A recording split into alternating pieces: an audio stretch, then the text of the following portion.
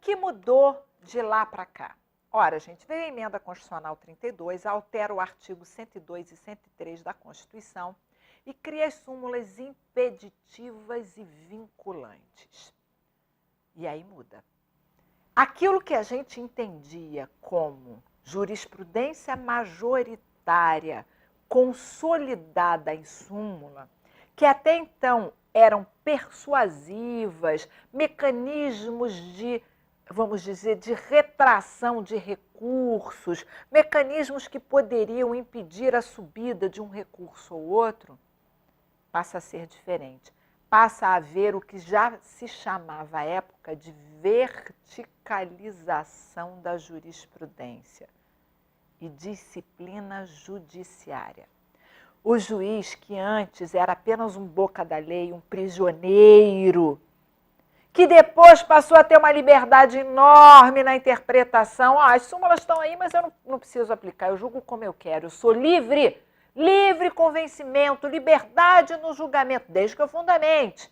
O juiz que poderia não aplicar nem a jurisprudência majoritária, poderia superar a aplicação da lei, alegando sua ineficácia, sua inconstitucionalidade, aquela liberdade que o juiz tinha da visão democrática, a visão pós-positivismo, muda. E a gente passa a ter as súmulas vinculantes, em que, se você descumprir o conteúdo que está no texto, no enunciado da súmula vinculante, só expedidas até então pelo Supremo Tribunal Federal e o STJ, agora também pode ser pelo TST, porque passou a fazer parte integrante formalmente lá do Poder Judiciário, isso há pouco tempo, 2016, né, uma mudança formal na Constituição, entrava com uma reclamação e cassava a decisão do juiz. Isso era uma forma de mostrar que o juiz não praticou ato disciplinar, ele praticou o que se chama indisciplina judiciária. Então, olha só, até o CPC de 2015, que entrou em vigor agora em 2016, nós só tínhamos que baixar a cabeça, nós juízes, baixar a cabeça, não tínhamos liberdade ao julgar em 3 hipóteses. Eram as decisões do Supremo em constitucionalidade, em ações diretas, aquelas que são ajuizadas diretas no Supremo, que fazem efeito erga omnes, de constitucionalidade, de inconstitucionalidade e nas súmulas vinculantes.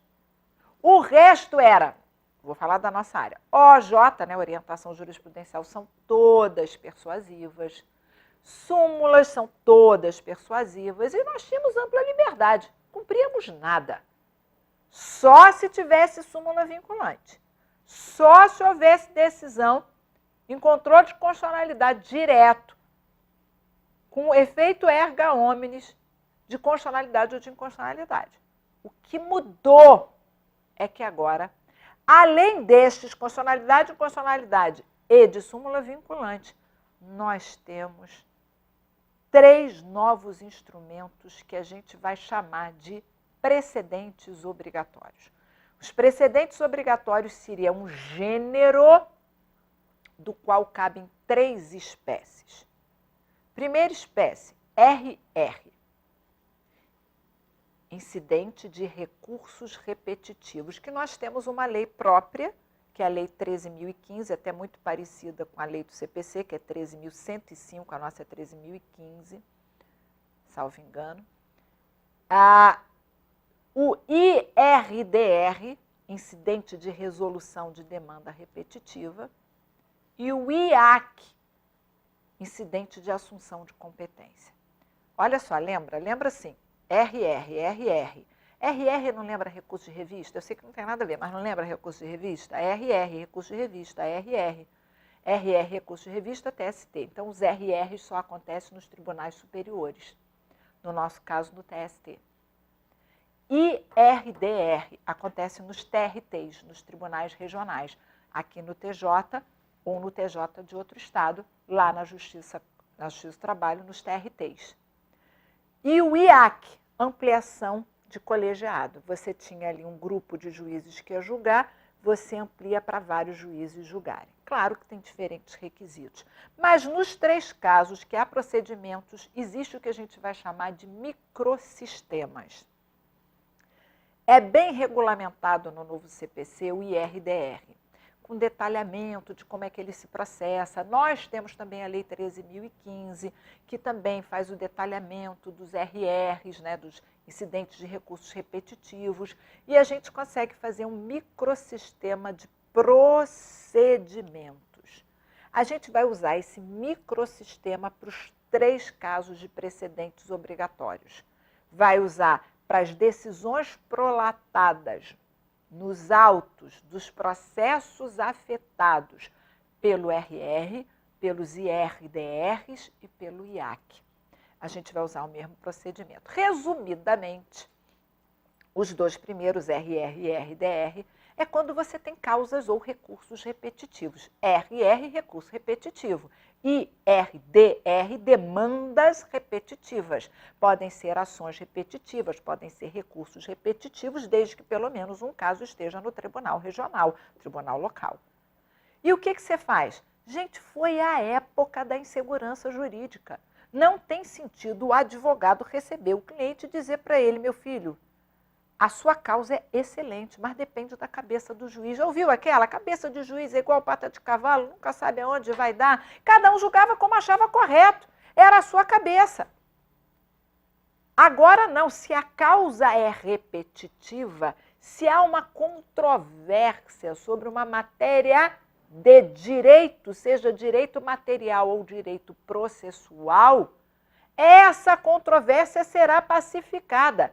O tribunal regional ou o superior, e se cair lá em cima o superior do superior, vai afetar, isso é escolher 2 recursos paradigmas, se quiser mais, vai afetar os respectivos processos, mesmo que haja desistência, não pode desistir, isso é, pode desistir, mas não vai afetar o julgamento, vai trazer uma audiência pública, vai ouvir todos os argumentos da defesa, vai ouvir todos os argumentos da acusação, vai ouvir o Ministério Público, vai reunir aquele colegiado competente para o julgamento daquela matéria e vai, fixar a tese. Hoje o TST já tem o divisor do bancário, estão suspensos todos os processos do Brasil, porque pode o relator determinar a suspensão de todos os processos até que a tese seja fixada, até que o debate seja exaurido. Ele suspende no dia que ele julgar os recursos afetados, fixar a tese, aquela tese é obrigatória. Todos na verticalidade, os regionais, as varas, todos os juízes terão que baixar a cabeça, entendendo certo ou errado, tem que aplicar a tese, se o caso for igual. Recurso repetitivo ou demanda repetitiva visa não pulverizar as ações entre os milhares de juízes do Brasil com decisões díspares criando insegurança jurídica. Visa uniformizar uma decisão só que todos, da primeira à última instância, vai aplicar. É o que se chama de verticalização da jurisprudência ou disciplina judiciária. Então, tá lá, voltamos ao nosso quadrinho. Vamos lá. Lei, quer dizer, um texto normativo, vamos ao quadrinho, onde há uma controvérsia. A partir daí há um julgado ou alguns julgados. Quando você tem um posicionamento majoritário nesse ou naquele sentido, você tem uma jurisprudência. A partir do procedimento de uniformização formalizado próprio, você faz as súmulas. E hoje você tem os precedentes obrigatórios que são vinculantes dessa forma. Bom, até aí eu acho que a gente não tem grandes dificuldades, porque, teoricamente, pelo novo CPC, os precedentes obrigatórios são teses fixadas nesses 3 tipos de procedimentos, RR, IRDR e IAC. E a grande controvérsia é que o CPC no artigo 489, ao falar da sentença e dos requisitos da sentença, diz que o juiz obrigatoriamente deve observar os precedentes obrigatórios, mas também as súmulas do Supremo Tribunal Federal, do Superior Tribunal de Justiça, no nosso caso do TST. Então, a grande dúvida entre os autores, isso não é unânime, depende do autor, é se as súmulas feitas lá do passado até hoje, se elas são obrigatórias ou são persuasivas. Eu vou defender, assim como um grande número de autores, que eu não posso tornar obrigatória a súmula que não foi feita da forma vinculante. Só pode ser vinculante aquilo que eu estou criando uma audiência pública com ampla defesa, com amicus curiae, com várias instituições, com vários organismos interessados em resolver aquela questão. Eu não posso dizer que aquelas súmulas, principalmente as do TST, tem súmula de 1970, de 1963, que é aquelas súmulas antiquíssimas que elas ainda obrigam. Tem súmula de matéria que já foi revogada. Então, eu vou defender a tese de alguns autores de que só temos como obrigatoriedade, o juiz só está obrigado a respeitar decisão de inconstitucionalidade ou de constitucionalidade prolatada pelo Supremo Tribunal Federal em controle de constitucionalidade em decisões erga omnes, súmulas vinculantes e precedentes obrigatórios, que são teses fixadas nesses 3 tipos de procedimentos. Só. Todas as súmulas feitas antes do novo CPC são persuasivas, não são súmulas vinculantes. E aí eu coloquei aqui o que vai fazer um juiz de vara. O que o juiz da vara vai fazer? Vamos dizer que o TST já tenha fixado, olha, o divisor do bancário que trabalha 6 horas é 150. O bancário que trabalha 6 horas por dia, 5 dias por semana, como determina o artigo 224 da CLT, tem divisor para cálculo de horas extras de 150, o oposto do que a gente sempre falou nas súmulas, que seria 180. Vamos dizer que o TST agora, nessa visão de ampla defesa, de amicus curiae, de audiência pública, de afetar 2 ou 3 recursos com as melhores defesas, com as melhores argumentações, que ele tenha refletido, feito as continhas matemáticas e chegou à conclusão que o divisor é 150. Publicou a tese. Ainda tem controvérsia como é que vai ser, né? Em alguns regionais, passou assim, tese 1, ao invés de súmula 1, súmula 2, ou súmula vinculante 1, súmula vinculante 2, não é súmula, porque súmula é o reflexo de decisões reiteradas que virou jurisprudência e você consolidou. Isso aí é fixação de tese. Então, há quem diga que o nome vai ser tese 1, tese 2, ainda não sei. Mas vamos dizer que ele fixe. Tese 1, divisor do bancário, 150, publicou. O juiz da vara pegou lá a inicial, contestação, fez audiência, vai julgar. Quem é? É um bancário. Ele não tem que discutir, não concordo. Não é 150, fiz a conta aqui, o divisor é 180. Estou na antiga súmula 132. Não pode, não pode, não pode. O juiz só pode fazer isso. 1. Existindo um precedente obrigatório, vamos à lousa, existindo um precedente obrigatório, seja decorrente de um RR da Lei 13.015 de 2014, seja fixada a tese num IRDR, que foi criada a partir do CPC, ou uma tese fixada no IAC, ele só pode aplicar, porque a tese é idêntica e fundamenta que o caso é exatamente de um bancário de jornada de 6 horas que pretende horas extras, ou ele pode fazer o que a gente chama de distinguish, isso é a distinção.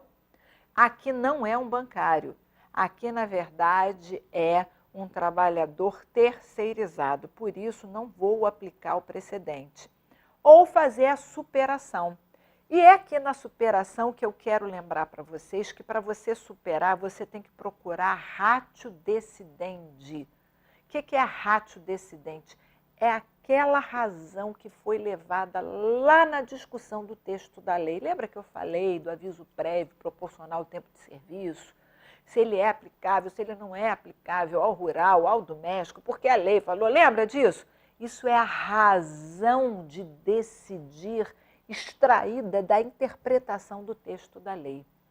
Quando vem a Constituição ou uma lei nova, ela pode revogar paradigmas ou textos da lei antiga. E ela pode ser mais rápida do que o cancelamento da tese pelo Tribunal Superior.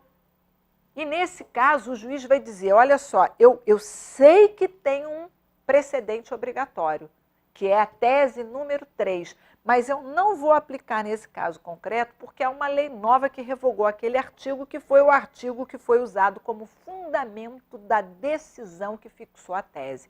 Então, ele faz o que a gente chama de overruling, além da regra, ele faz a superação. Gente, então o juiz agora era um cárcere nos anos 20, nos anos 30, no CPC de 39, era um cárcere dentro da prisão da lei que só poderia se movimentar dentro do espaço da lei.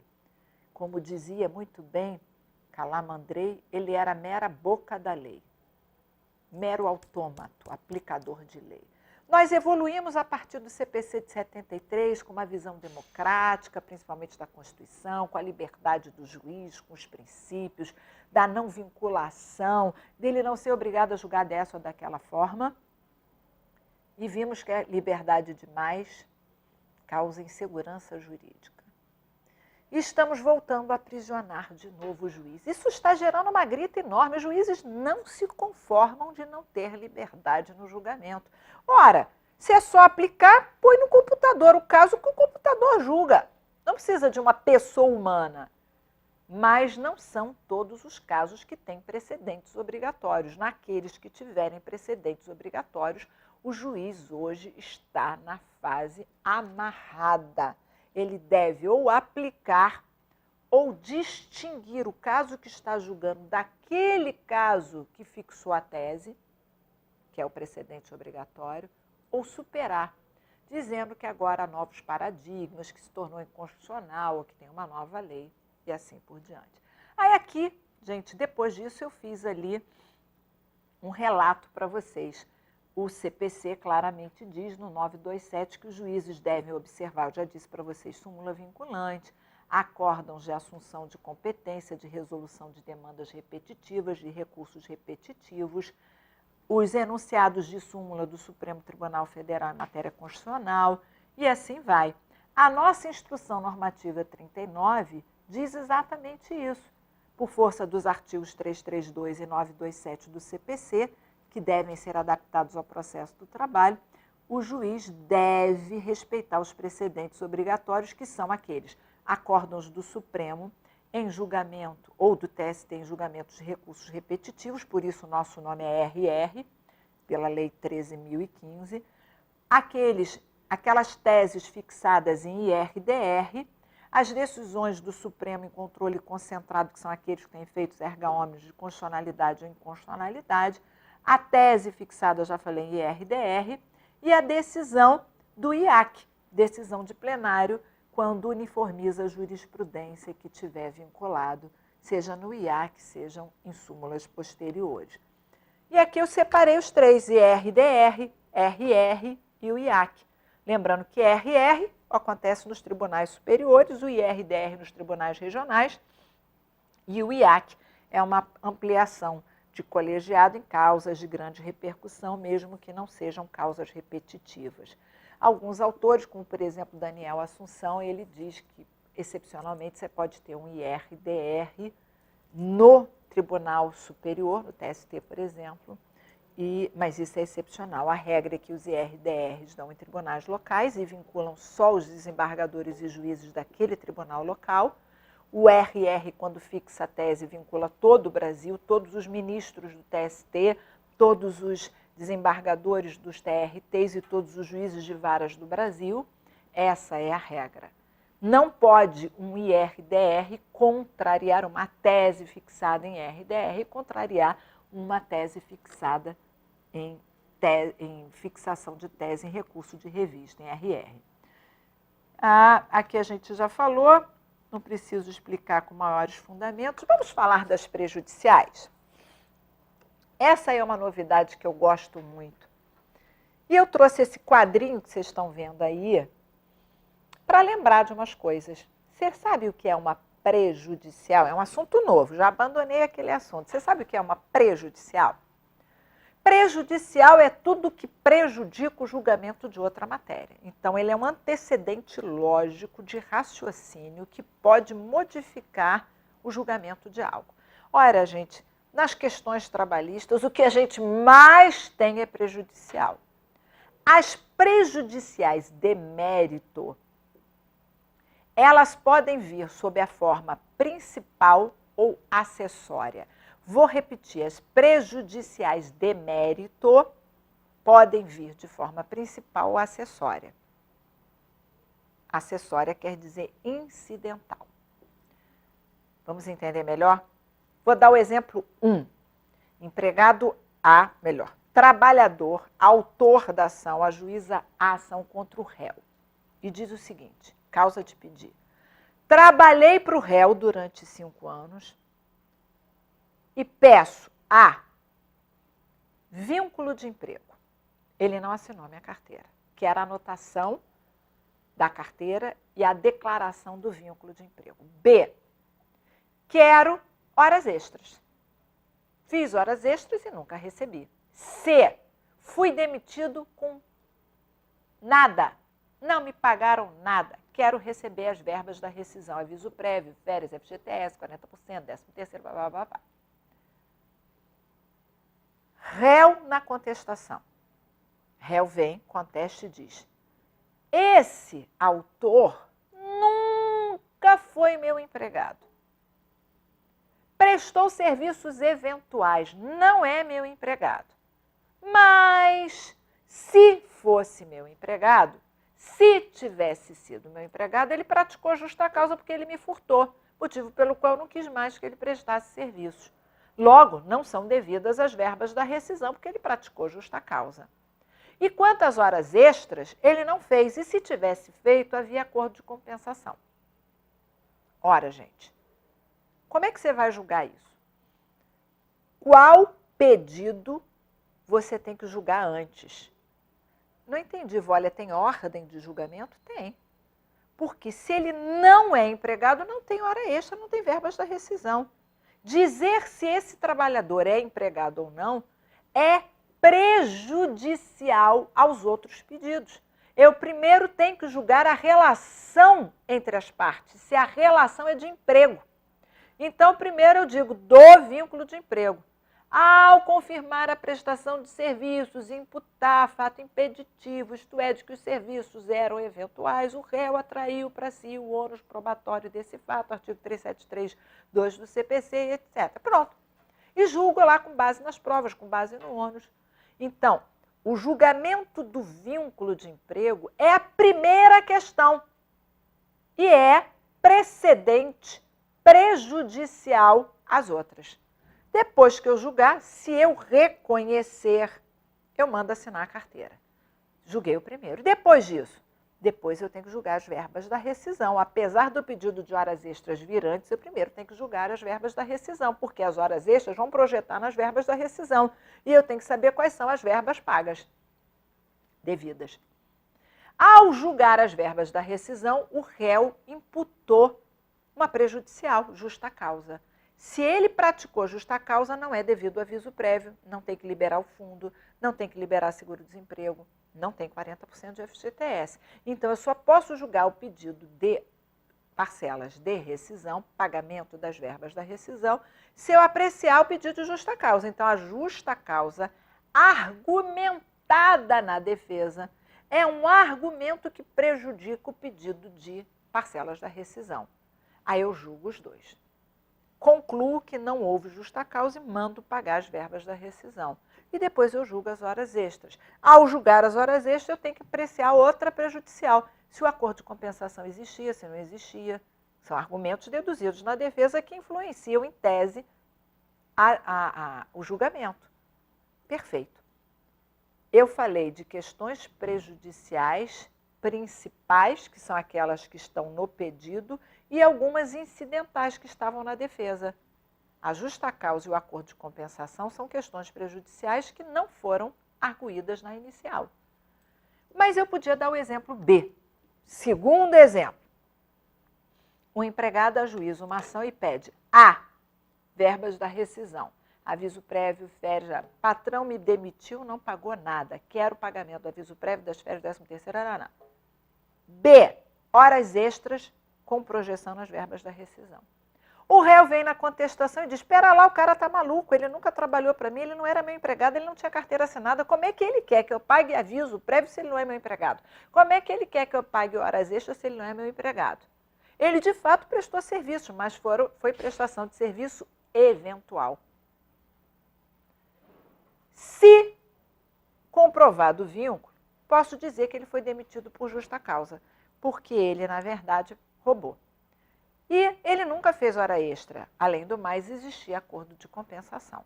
Percebam que o autor não pediu, no rol de pedidos, o vínculo de emprego ou a anotação da carteira. Não pediu. Mas isso foi um fato impeditivo arguído na defesa que prejudica todos os outros pedidos, porque se eu entender, ao apreciar o argumento da defesa que aquele autor nunca foi empregado do réu, o pedido é improcedente. Se eu entender que ele é empregado do réu, eu vou ver se há provas ou não das verbas, do pagamento das verbas da rescisão. Então, a argumentação, o fato impeditivo arguído pelo réu influencia na decisão. Isso é uma prejudicial incidental. Prejudicial incidental é um antecedente lógico que prejudica o julgamento dos demais pedidos e que não há pedido, não há mais declaratória incidental. Gente, acabou. Hoje, as prejudiciais são questões incidentais arguídas pelas partes ou trazidas pelas partes. Qual é a novidade? Lá no CPC de 73, as questões prejudiciais não transitavam em julgado. Eu podia falar qualquer coisa. É empregado, não é empregado. O acordo de compensação é válido, é nulo. O recibo de salário é válido, é nulo. Nada transitava em julgado, porque só transitava em julgado as questões principais, constantes, principalmente do dispositivo. É claro que havia vários autores que diziam que se você omitiu algo no dispositivo, mas decidiu uma questão principal na fundamentação, também transitava em julgado. Mas, com certeza, até o CPC de 73, só as questões principais transitavam em julgado. Hoje, as questões prejudiciais incidentais transitam em julgado desde que, você seja competente para ela. Ora, julgar vínculo de emprego, somos competentes. Dizer se o acordo de compensação é válido ou não, somos. Se o recibo de salário é bom ou não, se houve justa causa ou não, se o cartão de ponto é idôneo ou não, são questões prejudiciais e incidentais que nós somos competentes. 2, que tenha havido oportunidade de defesa, não cabe em revelia ou em cognição sumária. E 3, que o juiz tenha expressamente decidido a questão. Não leva para o dispositivo, isso é uma loucura. O 489, quando fala dos requisitos da CLT, ele diz que são, da CLT da sentença, é relatório e fundamentação de dispositivo, e só vai para o dispositivo a decisão das questões principais. Ela continua no bojo da fundamentação, mas se preenchidos os requisitos, transito e julgado. A gente continua daqui a pouco, no próximo bloco.